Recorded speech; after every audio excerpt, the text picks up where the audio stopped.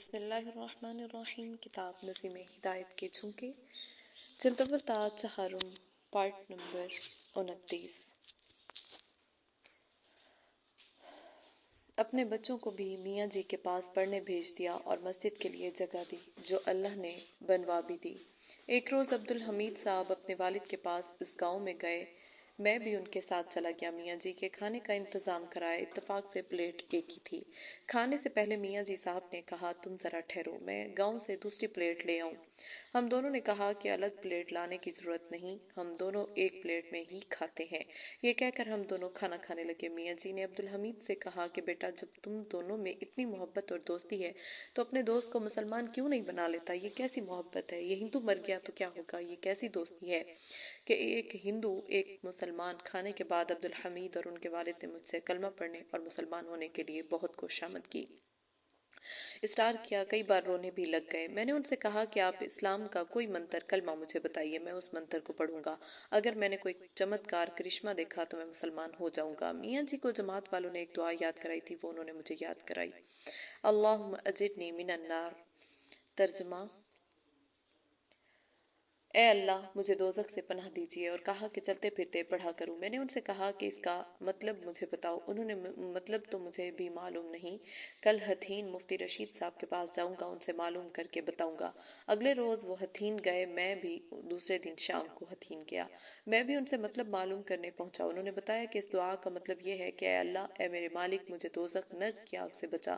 میں نے سوال کیا کہ نرک کی آگ سے بچانے کا کیا مطلب ہے؟ انہوں نے بتایا کہ جو آدمی مسلمان ہوئے بغیر اور ایمان کے بنا مر جائے وہ ہمیشہ نرک کی آگ میں جلے گا، اور جو ایمان پر مرے گا وہ جنت میں جائے گا۔ میں نے کہا کیا واقعی یہ بات سچی ہے؟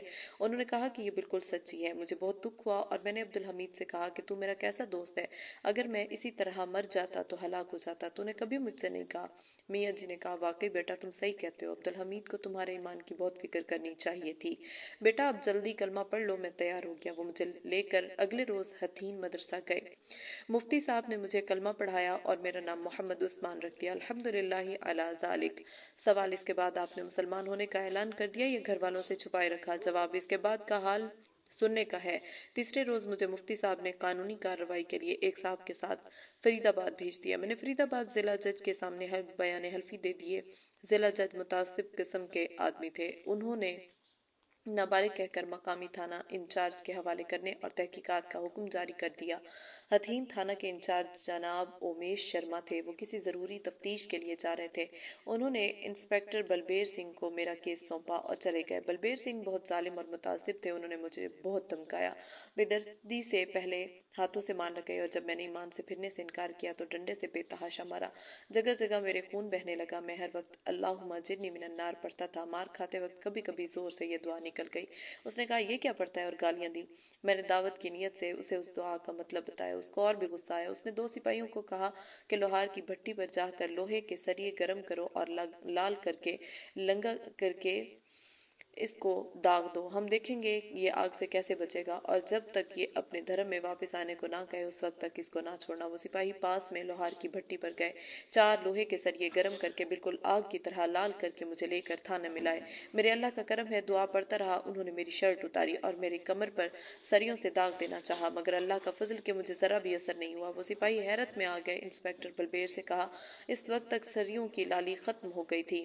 جب اس نے دیکھا کہ میری کمر پر کوئی اثر نہیں ہوا تو اس نے غصہ میں سپاہیوں کو گالی دیتے ہوئے کہا کہ تم سریے گرم کر کے نہیں لائے ہو۔ یہ کہہ کر ایک سریا اٹھایا، اس کا ہاتھ بری طرح جل گیا۔ وہ تکلیف کے مارے بےتاب ہو گیا اور دو سپاہیوں کو کہا اس کو سامنے بھگا کر گولی مار دو، ورنہ یہ بہت سارے لوگوں کے دھرم بھرشٹ کر دے گا۔ میں ڈاکٹر کے پاس جاتا ہوں۔ انسپکٹر چلا گیا۔ وہ دونوں سپاہی مجھے زور دیتے رہے کہ میں دوڑوں۔ میں نے کہا میں چور نہیں ہوں، مجھے گولی مارنی ہو تو سامنے سے مار دو۔ یہ باتیں ہو ہی رہی تھیں کہ تھانہ انچارج جناب اومیش شرما آ گئے۔ انہوں نے سارا ماجرا سنا، پولیس والوں کو دھمکایا کہ اس کا وشواس یقین ایسا پکا ہے کہ تم گولی بھی مار دو گے تو اس کو نہیں لگے گی۔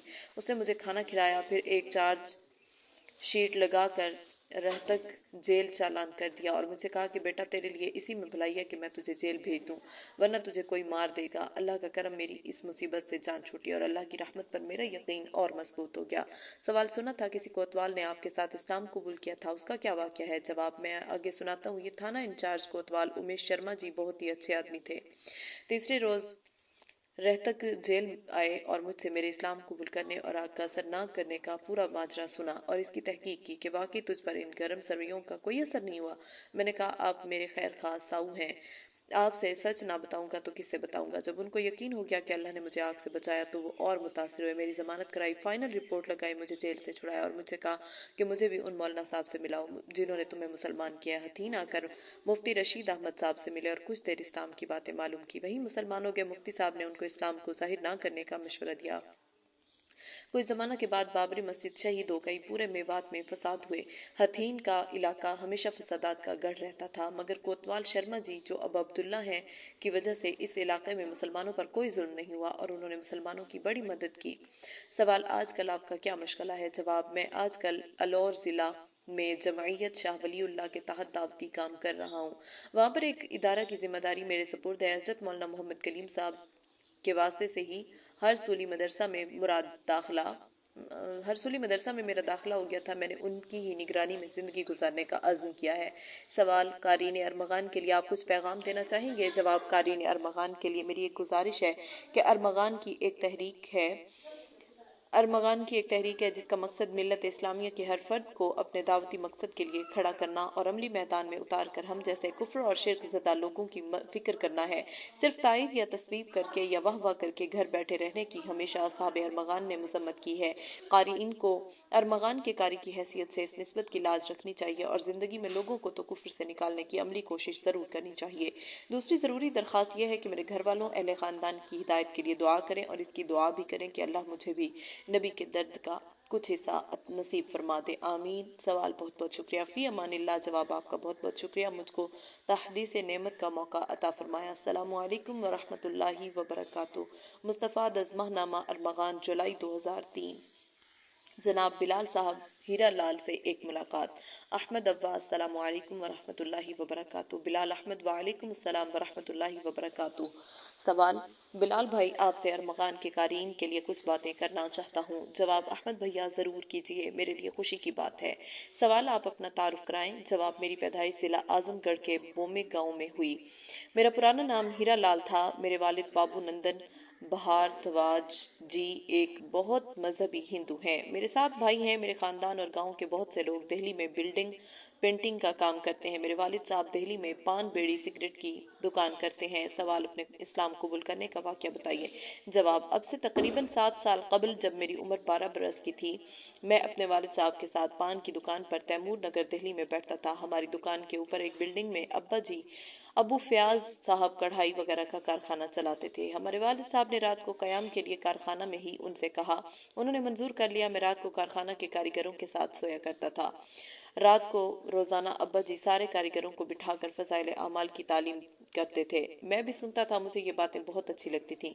मैं जल्दी रात को जाकर तालीम का इंतज़ार करता था और अगर अब्बा जी नागा करना चाहते तो मैं उनसे थोड़ी देर तालीम करने के लिए कहता।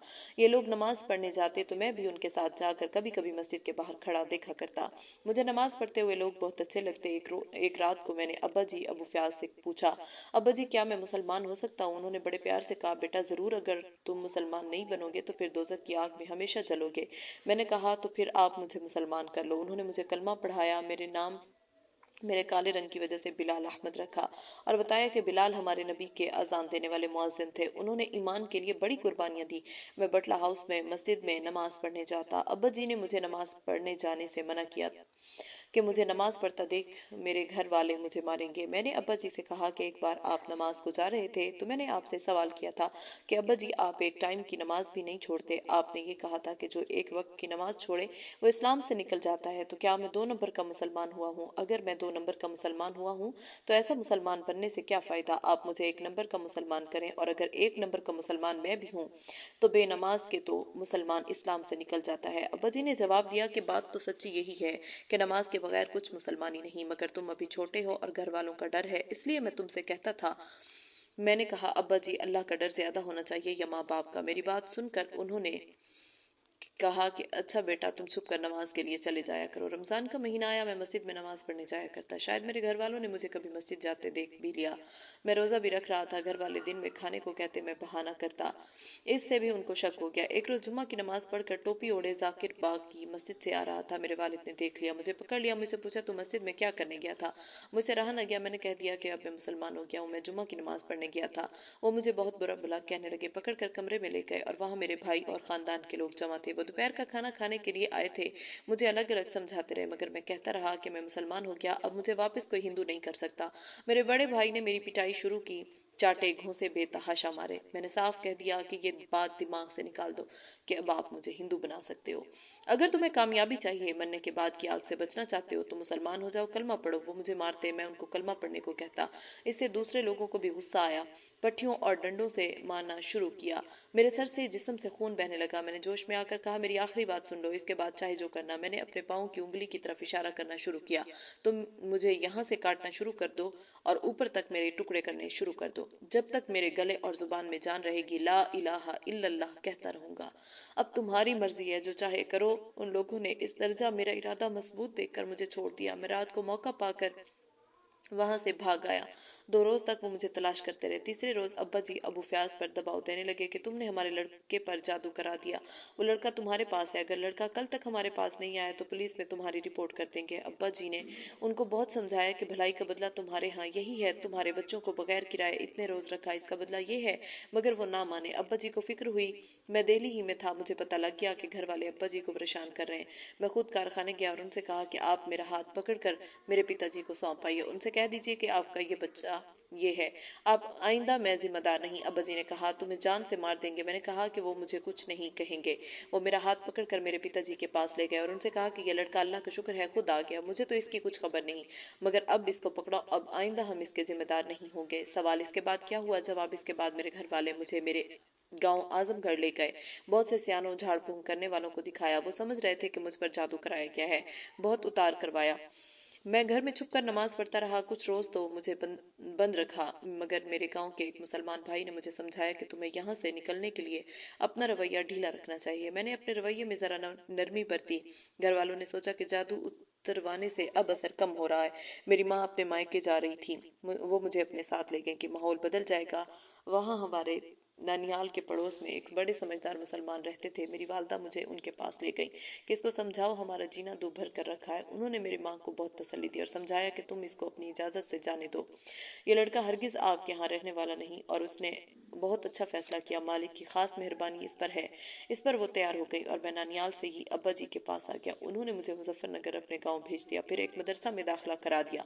मैंने कुरान शरीफ नाजरा पढ़ा, उर्दू पढ़ी, कुछ पारे हिफ्ज किए, फिर हजरत मौलाना कलीम के मशवरा से नदवा की एक शाख में खुसूसी अव्वल में दाखिला ले लिया। अल्हम्दुलिल्लाह मेरी पढ़ाई बहुत अच्छी चल रही है। सवाल, नए माहौल में आकर आपको कैसा लगा? जवाब, मेरे अब्बा जी मेरे पहले पिताजी से 1000 गुना ज्यादा मुझे चाहते हैं। लोग मुझे उनका असली बेटा समझते हैं। मेरी अम्मी भी मेरे दूसरे भाई बहनों से ज्यादा मेरी बात मानती हैं। एक रोज मुझे देखकर एक रिश्तेदार ने मेरे भाइयों से कहा, अब तो जमीन में इसका भी हिस्सा होगा। तो मेरे सारे भाई फौरन कहने लगे, हम सबसे पहले ये जमीन में हिस्सादार है। अल्लाह ने ये भाई तो हमें बड़े एहसान के तौर पर दिया है, वरना कहाँ हम गंवार और कहाँ मदीने की ये भाईचारगी। इस भाई पर हम जान भी अपनी दे दें तो हम अपनी खुशकिस्मती समझेंगे। सवाल, अपने भाई और वालदैन से आपका फिर कोई राब्ता नहीं हुआ? जवाब, मैं एक बार दिल्ली में बस से जा रहा था, निजामुद्दीन के करीब से गुजरा तो मैंने देखा कि मेरा भाई साइकिल पर जा रहा है। मैंने उसको आवाज लगाई, उसने मुझे देखा, साइकिल दौड़ाई, मगर वो बस के साथ कहाँ तक दौड़ता। मैं आगे एक स्टॉप पर उतर गया। वो हाँफता हुआ आया, मुझसे लिपट गया और हाथ जोड़ने लगा। उसने कहा, पिताजी मरने वाले हैं, तुझे बहुत याद कर रहे हैं। मैंने कहा, अच्छा मैं कल आऊंगा। मैंने अब्बा जी से इजाजत चाहिए, उन्होंने दावत की नीयत से जाने की इजाजत दे दी। मैं गया तो वो बिल्कुल ठीक ठाक थे। मुझे बहुत देर तक समझाते रहे। कहा तू मेरा सबसे अच्छा बेटा है, तू ही धोखा दे जाएगा तो मैं क्या करूंगा। उन्होंने बताया कि मैंने एक पंडित जी से मशवरा किया था, उन्होंने तुझे मार देने को कहा था और ये भी कहा कि अगर तुमने इसको ना मारा तो सारे खानदान का धर्म भ्रष्ट कर देगा। मैंने अपने दिल में सोचा, मैंने कितने लाड से उसको पाला, किस दिल से उसे मारूं। मैंने उनसे कहा, पिताजी जब आप लोग मुझे पकड़ कर लाए थे, इस वक्त भी मैंने आपसे कहा था, वही अब भी कहता हूँ, अगर आप मेरे बदन के टुकड़े टुकड़े भी कर देंगे तो जब तक जबान में दम है ला इलाहा इल्लल्लाह कहता रहूंगा। तो इसलिए आया हूँ कि आप मेरे पिताजी हैं, आपने मुझे पाला है, माँ ने दूध पिलाया। अगर आप हिंदू मर गए तो हमेशा नरक की आग में चलेंगे। आप सभी लोग मुसलमान हो जाएं और मेरे साथ चलें। वो कुछ नहीं बोले और बड़े मायूस हुए। सवाल, इसके बाद भी आपने उनसे राब्ता किया? जवाब, मेरे एक चचा सऊदी अरब में रहते हैं, वो भी इस्लाम के बहुत करीब हैं। मुझे मालूम हुआ कि वो आए हैं तो मैंने मौका समझकर दिल्ली सफर किया। पिताजी ने बताया कि तेरे चचा कह रहे थे कि सच्चा धर्म और अकल में आने वाला मजहब सिर्फ इस्लाम है। हम लोग हिंदू इसलिए हैं कि हिंदू समाज में पैदा हुए, मगर हिंदू धर्म की कोई बात अकल में आने वाली कहाँ है। वो कह रहे थे या तो तुम सब घर वाले मुसलमान हो जाओ या फिर अपने लड़के को छोड़ दो। इसको फिर हिंदू बनाने की कोशिश करना अन्याय ना इंसाफी है। मैंने पिताजी से कहा, आपने क्या सोचा? उन्होंने जवाब दिया कि सच्ची बात तो यही है कि इस्लाम ही सच है, मगर अपने समाज को छोड़कर हम कैसे मुसलमान हो सकते हैं? लोग क्या कहेंगे? मैं बहुत देर तक उनको समझाता रहा, मगर उनको बरादरी और समाज के डर के सामने मरने के बाद की आग का डर कुछ न लगा। मेरे दिल बहुत दुखा, घर आकर बहुत रोया। मुझे हजरत मौलाना कलीम साहब की वो तकरीर जो उन्होंने एक बार मदरसे में की थी याद आ गई। क्या आप इस्लाम की इब्तदाई तारीख पर नजर डालें तो जो लोग गलत फहमी या इस्लाम को गलत धर्म समझने की वजह से इस्लाम के दुश्मन थे, उन पर जब दावत का हक अदा किया गया तो सब लोग मुसलमान हो गए। चाहे वो हजरत उमर हो, चाहे वो खालिद बिन वलीद हो, इकरमा बिन अबी जहल हो या हजरत वहशी, हजरत हिंदा जैसे जालिम कहलाने वाले लोग हों, मगर वो लोग जो इस्लाम को मजहब हक समझकर हसद की वजह से या बरादरी समाज के खौफ की वजह से इस्लाम से दूर हुए, वो हिदायत से महरूम रहे। ख्वाह वो हुजूर से हद दर्जा मोहब्बत करने वाले चचा अबू तालिब भी क्यों ना हो। मुझे ये ख्याल आता है मेरे पिताजी इस्लाम को हक भी कह रहे थे और बरादरी के खौफ से इस्लाम कबूल नहीं करते। खुदा न करे वो इस्लाम से महरूम ही ना रह जाए। भैया अहमद, तुम ज़रूर ज़रूर उनके लिए दुआ करना। तुम लखनऊ जा रहे हो, वहाँ भी दुआ करना और हजरत से भी दुआ को कहना, और रमज़ान की दुआ में मेरे घर वालों को याद रखना। हाथ पकड़ कर रोते हुए भैया अहमद, वो अगर इसी तरह कुफ्र पर मर गए तो हमेशा की आग में जलेंगे। मेरे माँ बाप मुझे बहुत प्यार करते हैं, मेरे अल्लाह उनको हिदायत से नवाज दे। सवाल, नहीं नहीं बिलाल भैया, आप इस कदर अफसरदा ना हो, अल्लाह ताला आपको खुश करेंगे, वो इंशाअल्लाह ज़रूर उनको हिदायत से नवाजेंगे। आपसे आप उनसे रब्ता रखिए। जवाब, अल्लाह ताला तुम्हारी ज़ुबान मुबारक करे। सवाल, अरमगान के कारीन के लिए आप कुछ कहना चाहेंगे? जवाब, बस मुझे दुआ की दरख्वास्त करनी है, अल्लाह ताला मुझे इल्म अता फरमाए और कुरानी मुसलमान बना दे, मेरे घर वालों को हिदायत अता फरमाए। दूसरी बात यह अर्ज़ करनी है कि सारी दुनिया के इंसान हमारे खूनी रिश्ता के भाई हैं, इनके ईमान की फ़िक्र करें और जो लोग हिदायत याब हो जाते हैं वो मेरे अब्बा जी की तरह इनकी भाईबंदी का हक अदा करें। सवाल, बिलाल भाई, बहुत बहुत शुक्रिया, आप बड़े खुशकिस्मत हैं कि अल्लाह ने आपको बिलाल वक्त बनाया। आपने तो खैरुल कुरून की याद ताज़ा कर दी। जवाब, आप मुझे शर्मिंदा करते हैं। जह बनिस्बत खाक रा आलम पाक। मुस्तफ़ा दसमाहनामा अरमगान, नवंबर दिसंबर 2003। चौधरी आर के आदिल साहब, रामकृष्ण लाकड़ा से एक मुलाकात। अहमद अव्वा, अस्सलामु अलैकुम वरहमतुल्लाहि वबरकातुहू। आर के आदिल, वालेकुम अस्सलाम वरहमतुल्लाहि वबरकातुहू। सवाल, चौधरी साहब बड़ी खुशी हुई आप आ गए। अभी आपका जिक्र कर रहे थे कि मैं दिल्ली जाकर आपसे मुलाकात करूं और खुद से निकलने वाले मैगजीन अरमगान के लिए एक इंटरव्यू आपसे हासिल करूं। अल्लाह का शुक्र है आप खुद आ गए। जवाब, असल में मुझे मौलाना साहब से कुछ ज़रूरी मशवरा करना था, कई रोज़ से फ़ोन कर रहा था, आज मालूम हुआ वो पुलिस में है तो सब काम छोड़ कर आ गया। मालिक का शुक्र है कि मुलाकात भी हो गई और तसल्ली भी। सवाल, आप अपना परिचय तारुफ कराएं। जवाब, मेरा पुराना नाम रामकृष्ण लाकड़ा है, मैं दिल्ली नजफगढ़ के इलाके की हिंदू जाट फैमिली से ताल्लुक़ रखता हूँ। मेरे बाबा जी हमारे गांव के प्रधान और जमींदारों में से हैं। हमारा गांव एक ज़माना पहले रोहतक ज़िला हरियाणा में था, अब दिल्ली का एक मोहल्ला है। मेरे पिताजी का इंतकाल मेरे बचपन में हो गया था। मैं आजकल दिल्ली में प्रॉपर्टी डीलिंग का काम करता हूँ। यूं तो मैं इस संसार में 27 सितंबर 1959 को आ गया था, मगर मेरा दूसरा जन्म ठीक 45 साल बाद इस साल 27 सितंबर को आज से 15 दिन पहले हुआ है। सवाल, क्या मतलब? जवाब, मैं अपने पड़ोस की मस्जिद के मौलाना साहब से भी कह रहा था कि अजीब बात है कि पहले जन्म के ठीक 45 साल बाद मैं नया जन्म लिया, दोबारा जन्म के अकीदे से तौबा की। मैंने 27 सितंबर पीर के दिन 7:30 बजे दिन छुपने के बाद मौलाना साहब के हाथ पर फुल्क में उनके घर के ऊपर वाले कमरा में कलमा पढ़कर अपनी नई इस्लामी जिंदगी शुरू की। इस तरह मेरी सच्ची उम्र आज 15 दिन हुई है। सवाल, माशाअल्लाह, बहुत खूब, अपने इस्लाम कबूल करने के बारे में बताइए। आपको इस्लाम कबूल करने का ख्याल किस तरह आया? जवाब, आपको इसके लिए ज़रा लंबी बात सुननी पड़ेगी। मैंने 1976 में हाई स्कूल पास किया और आगे पढ़ने से मना कर दिया। 2 साल तक भट्टी करता रहा।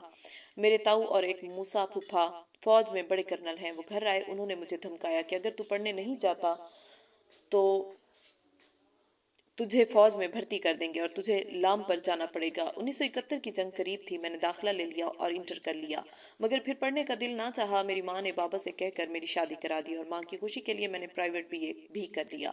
शादी के 2 साल बाद मेरे फूफा ने एक जरूरी काम के बहाने धोखा से बरेली बुलाया और मुझे फौजी बैरक में ले जाकर मेरे बाल कटवाए। वो फौज में कर्नल थे। सारे कागजात और मेडिकल करा के मुझे भर्ती कर लिया और मुझसे कहा कि तेरी भर्ती हो गई है, अब अगर तू भागेगा तो तुझे फौजी पकड़ कर लाएंगे और भगोड़ा करार देकर गोली मार देंगे या फौजी जेल में डाल देंगे। मुझे डर से ट्रेनिंग में जाना पड़ा। मेरा दिल नहीं लगता था और घर याद आता था। घर से ज्यादा घर वाली बेचारी बड़ी मोहब्बत करने वाली शरीफ औरत है।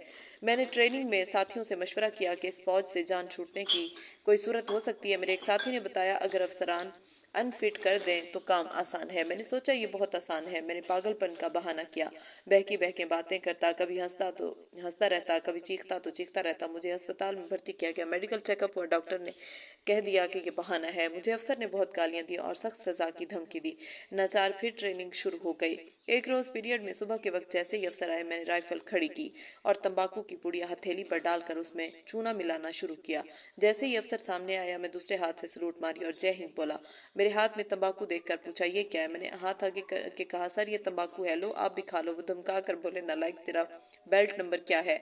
मैंने नंबर बता दिया। दोपहर के बाद उन्होंने मुझे दफ्तर में बुलाया और मुझसे कहा, जब जंग में दुश्मन सामने हो तो तंबाकू खाएगा या गोली चलाएगा? बहुत गुस्से हुए मेरी फाइल निकाली और इस पर लाल कलम से अनफिट लिख दिया। मैंने जय हिंद कहकर खुशी से सलाम किया और रात को एक गाड़ी में बैठकर दिल्ली आ गया। मेरे फूफा को मालूम हुआ तो उन्होंने घर फोन कर दिया कि भगोड़ा गद्दार फौज से जान बचाकर भाग आया है। मेरी बीवी मुझसे बात नहीं करती थी कि तू गद्दार भगोड़ा है। मैंने समझाया कि भाग्यवान, अगर वो जंग में भेज देते तो विधवा हो जाती, अब मौज से साथ रहेंगे। बड़ी मुश्किल से उसकी समझ में आया और वो राजी हो गई। मैंने माँ को भी बहुत समझाया। कुछ रोज यार दोस्तों में आवारा फिर कर अपने बाबा के डर से प्रॉपर्टी डीलिंग का कारोबार शुरू कर दिया। बाबा ने मुझे लगाने के लिए एक खेत का प्लॉट काटने के लिए दिया। रफ्ता रफ्ता मुझे चस्का लग गया। दोस्ती कुछ गलत लोगों से हो गई। झगड़े की, जमीन खरीदी, मार पीट कर, धमका कर कब्जा किया, बेच दी, न जाने कितने लोगों को सताया, कितनों का माल मारा। मार धाड़ और प्रॉपर्टी के 19 मुकदमे मेरे जिम्मे लग गए। मैं जेल चला गया। किसी तरह जमानत हुई। मैं पहले जेल से बहुत डरता था। 2.5 महीने की जेल से और भी दहशत बैठ गई। 2 बातें मुझ में पहले से ही मुसलमानों जैसी थी। जब से होश संभाला, किसी मूर्ति, किसी देवी की पूजा नहीं की। दूसरी ये कि नजफगढ़ से आगे एक जगह सुअर के गोश्त की दुकानें थी, मगर जवानी के दिनों में मुर्गा वगैरह खाने के बावजूद अव्वल तो इस रास्ते से गुजरना मुश्किल था। अगर जल्दी में गुजर जाता तो सांस रोक कर नीचे निगाह करके गुजरता। सुअर के गोश्त को देखकर मुझे उल्टी सी आती थी।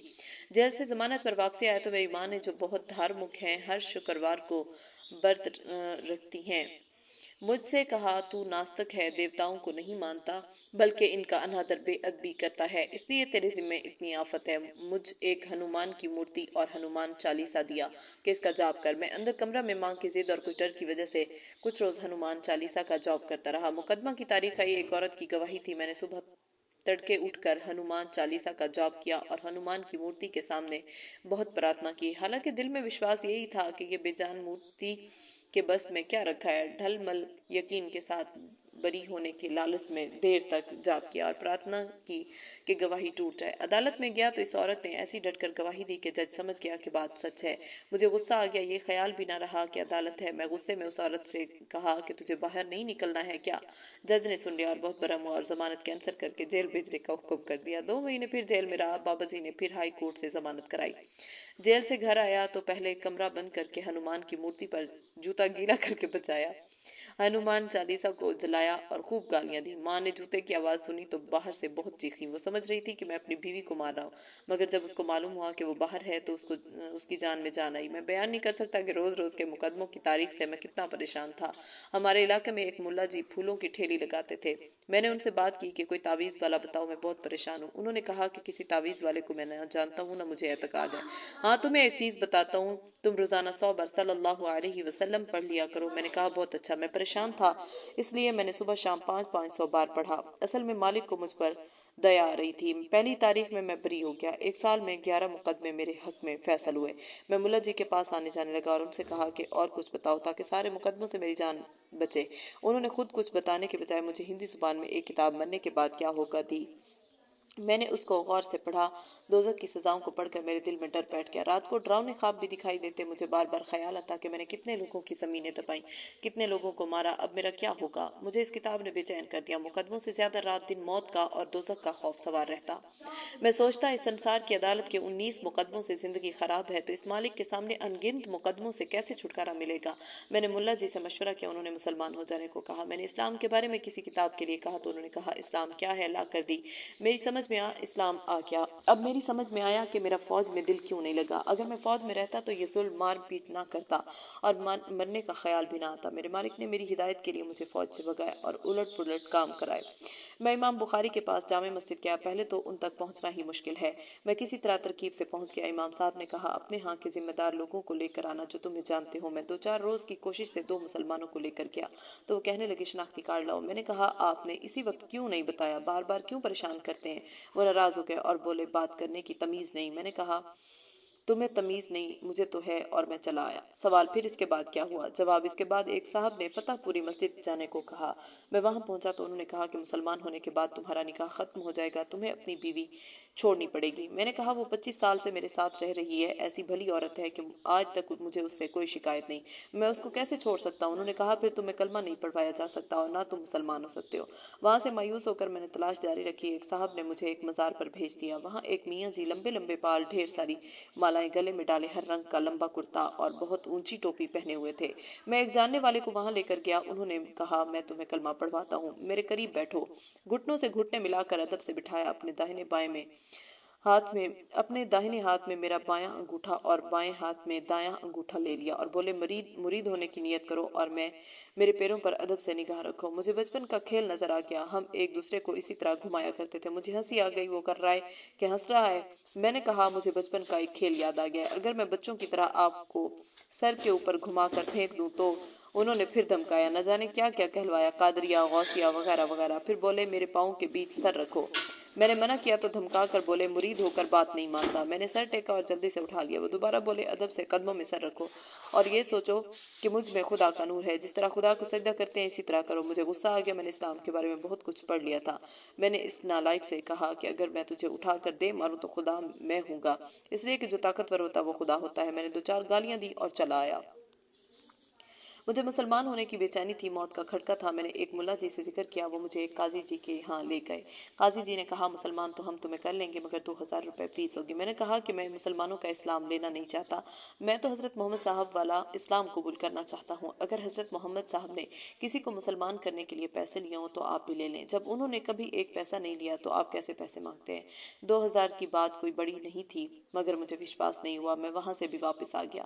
اگلے روز ایک مسجد کے سامنے سے جا رہا تھا تو ذرا صاف ستھرے کپڑوں میں ایک مولانا صاحب مسجد کی طرف جاتے دکھائی دیے۔ بعد میں ان کا تعارف ہوا، ان کا نام مولانا عبدالسمیع قاسمی تھا۔ میں نے ان سے کہا مجھے اسلام کے بارے میں کچھ بات معلوم کرنی ہے۔ پہلے وہ ٹھٹکے، بعد میں وہ تیار ہو گئے۔ میں نے ان سے کہا اسلام کے بارے میں نے 50 سے زیادہ کتابیں پڑھی ہیں۔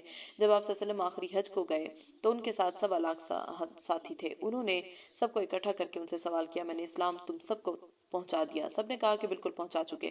حضرت محمد صلی اللہ علیہ وسلم نے کہا اب جو یہاں سے غائب ہیں یہ اسلام تمہیں ان تک پہنچانا ہے۔ اس سے یہ بات معلوم ہوئی کہ جن مسلمانوں تک اسلام پہنچ چکا ہے وہ دوسرے مسلمانوں تک پہنچائے۔ مولانا قاسمی نے کہا کہ ہاں ضرور پہنچانا چاہیے۔ میں نے کہا کہ مولانا صاحب آپ مجھے ایسے 2-4 لوگوں سے ملوائیں جو دین کو دوسروں تک پہنچانے کا کام کر رہے ہیں۔ مولانا قاسمی نے کہا کہ ہاں ضرور پہنچانا چاہیے۔ میں نے کہا مولانا صاحب آپ مجھے ایسے 2-4 لوگوں سے ملوائیں جو دین کو دوسروں تک پہنچانے کا کام کر رہے ہیں۔ مولانا بولے ایسے لوگ بھی ہیں۔ میں نے کہا یہ کام تو سارے مسلمانوں کو کرنا چاہیے مگر مجھے ایک مسلمان بھی نہیں ملا، میں خود اسلام لانا چاہتا ہوں۔ 4 بڑے مولویوں نے مجھے دھکے دے دیے۔ مولانا قاسمی نے کہا کہ آپ کو ایک آدمی کا پتہ بتاتا ہوں، آپ خود چلے جاؤ۔ میں نے ان کا پتہ اور فون نمبر مانگا۔ انہوں نے کہا فون نمبر میں ابھی معلوم کرتا ہوں۔ نانگلوئی کے کسی مولانا صاحب کو انہوں نے فون کیا اور مولانا کلیم صاحب کا موبائل نمبر مل گیا۔ انہوں نے فون ملایا، مولانا دلی سے پھول چاہ رہے تھے۔ مولانا قاسمی نے کہا کہ ہمارے ایک چودھری صاحب اسلام قبول کرنا چاہتے ہیں۔ مولانا نے کہا کہ ان کو آج شام تک پھول بھیج دیں۔ میں نے کہا فون پر مجھ سے بات کروا دو۔ انہوں نے فون مجھے دے دیا، میں بات کی۔ مولانا نے کہا آپ جب بھی آئیں ہمارے اتھتی بلکہ آدرنیہ اتھتی معزز مہمان ہوں گے۔ मैं सेवा खिदमत के लिए हर समय हाजिर हूँ। मैंने कहा, बहुत बहुत धन्यवाद, शुक्रिया। मुझे बड़ा अजीब लगा, पहली बार एक आदमी 100-150 किलोमीटर दूर मेरा ऐसा स्वागत कर रहा है। मुझे तो एक एक मिनट मुश्किल हो रहा था। मैं इसी रोज 23 सितंबर को दिन छुपने तक फुल्क पहुंचा। मौलाना साहब नमाज पढ़ने गए थे। मैं बैठक में कुर्सी पर बैठ गया। मौलाना साहब आए तो मैंने मुलाकात की। मौलाना बहुत खुशी से मिले। उनके यहाँ बाहर के कुछ मेहमान आए हुए थे जो अंदर मकान के ऊपर वाले कमरा में ठहरे हुए थे। थोड़ी देर में मौलाना ने मुझे भी वहीं बुलवा लिया। मुझसे प्यार से सवाल किया, मेरे लिए सेवा बताइए। मैंने कहा कि मैं मुसलमान होना चाहता हूँ। मौलाना साहब ने कहा, बहुत मुबारक हो। जो सांस अंदर चला गया उसके बाहर आने का इत्मीनान नहीं, जो बाहर गया उसके अंदर जाने का भरोसा नहीं। असल में तो ईमान दिल के विश्वास यकीन का नाम है। आपने इरादा कर लिया, दिल से तय कर लिया कि मुझे मुसलमान बनना है, तो ये काफ़ी है। मगर इस संसार में हम लोग दिल के हाल को जान नहीं सकते, इसलिए ज़ुबान से भी कलमा पढ़ना पड़ता है। आप जल्दी से 2 लाइन जिसको कलमा कहते हैं पढ़ लीजिए। मैंने कहा, मुझे एक बात पहले बताइए कि मुसलमान होकर क्या मुझे बीवी को छोड़ना पड़ेगा? मौलाना साहब, आप कैसे मुसलमान होंगे जो आप अपने जीवन साथी को छोड़ेंगे? आप छोड़ने की बात करते हैं। अगर आप सच्चे दिल से मुसलमान हैं तो आपको अपनी बीवी को स्वर्ग जन्नत तक साथ ले जाना पड़ेगा, बल्कि इस सारे संसार को नर्क से बचाकर स्वर्ग ले जाने की कोशिश करनी होगी। मुझे खुशी हुई, चलो ये अच्छे आदमी मिले हैं। मौलाना साहब ने मुझे कलमा पढ़ाया, हिंदी में अर्थ भी कहलवाया। बताया कि 3 बातों का आपको ख्याल करना है। एक ये कि ईमान उस मालिक के लिए कबूल किया है जो दिलों का भेद जानता है। मौलाना साहब ने कहा कि मैं मुसलमान हूँ, लोग मुझे ना जाने क्या क्या कहते हैं, मगर मेरा मालिक जानता है कि मैं मुसलमान हूँ या नहीं। और इस्लाम वो है जो दिलों के भेद जानने वाले को कबूल हो जाए। दूसरी बात यह है कि इस दुनिया में भी ईमान की जरूरत है, और वो आदमी जो एक मालिक को छोड़कर दूसरे के आगे झुके कुत्ते से भी ज्यादा गया गुजरा। कि कुत्ता भी भूखा प्यासा अपने मालिक के एक दर पर पड़ा रहता है, वो आदमी कुत्ते से भी बदतर है जो दर दर झुके। मगर असल ईमान की जरूरत मौत के बाद पड़ेगी। जहाँ हमेशा रहना है तो मौत तक इस ईमान को बचा कर ले जाना है। तीसरी सबसे ज़रूरी बात यह है कि ये ईमान हमारी आपकी मिल्कियत नहीं है, बल्कि ये हमारे पास हर उस इंसान की अमानत है जिस तक हम पहुंचा सकते हैं। अब अगर मालिक ने हमें रास्ता दिखा दिया है तो हमें सारे खानदान, दोस्तों और जानने वालों तक इस सच्चाई को पहुंचाने की जिम्मेदारी अदा करनी है। मैंने कहा, मौलाना साहब आप सच कहते हैं, मैं असल में खौफ और लालच से मुसलमान हो रहा हूँ। मरने के बाद क्या होगा, दोजख का खटका और जन्नत की कुंजी किताबों में मैंने जो कुछ पढ़ा फिल्म की तरह मेरे दिल में घूमता रहा। मुझे ख्याल होता है कि तूने इतने जुल्म किए, मौत के बाद क्या होगा।